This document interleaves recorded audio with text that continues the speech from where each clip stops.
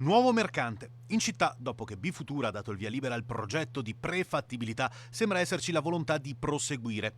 Il comune vorrebbe calendarizzare il progetto definitivo addirittura entro la fine dell'anno. Prima però bisogna affrontare le questioni legate alla sostenibilità economica dell'operazione e alla mobilità. Un nuovo stadio impone infatti un ragionamento profondo e serio su come alleggerire la zona interessata dalla ristrutturazione.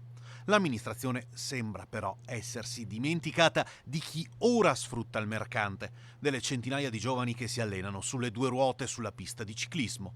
Con i nostri servizi abbiamo testimoniato l'importanza dell'impianto bassanese che qualcuno vorrebbe declassare. La realtà è che il mercante è un punto di riferimento per tutto il nord-est. Lo hanno ribadito a gran voce anche molti campioni del calibro di Silvio Martinello e Gilberto Simoni. E per questo non ci convince la posizione del comune che in caso di lavori afferma che garantirebbe un'area di sicurezza o delle piccole piste alternative per consentire ai giovani di allenarsi a partire dalla stagione 2019-2020. Questo non può bastare.